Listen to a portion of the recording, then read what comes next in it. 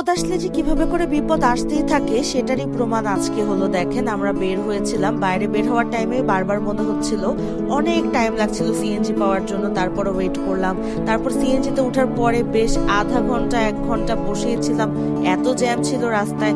তারপরও কেমন যেন একটা বাধা ফিল হচ্ছিল। আর লাস্টলি বাসার একদম কাছে আসার আগ মুহূর্তে দেখলাম সিএনজি আর চলছে না। এমন একটা অবস্থায় পড়ে গিয়েছিলাম, এত রাত হয়ে গিয়েছিল, খুবই ভয় লাগছিল। তারপর চুপচাপ দাঁড়িয়েছিলাম যে কি করা যায়। সিএনজি আর ঠিক হলোই না। আসলে যখন প্রথমেই মনে হয় যে একটা বাধা আসতে পারে, এটা যে আসলেই মনের একটা বাধা, একটা যে সাইন পাওয়া যায়, সেটা একেবারেই সত্যি। আপনাদের মনে যখনই কোনো বাধা আসবে, সেটাকে প্রথমে যদি আপনি 2-3 বার দেখে মনে করেন যে না, আপনার ফিল হচ্ছে কোনো বাধা আসতে পারে, তাহলে আপনি কখনো এটা এড়িয়ে যাবেন না, ইগনোর করবেন না। সবসময় আপনার মনের কথাটাকে আগে শুনবেন।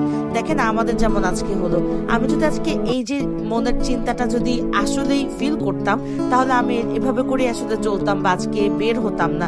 বাট দেখেন লাস্টলি কি হলো, সেই বাধাটা আসলেই পড়লো, একদম রাস্তার মাঝখানে দাঁড়িয়ে আছি।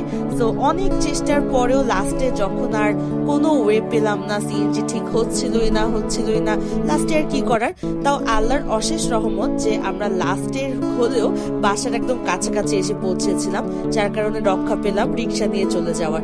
তো আপনারা কখনো আপনাদের মনকে ইগনোর করবেন না, মনকে অবশ্যই শুনবেন।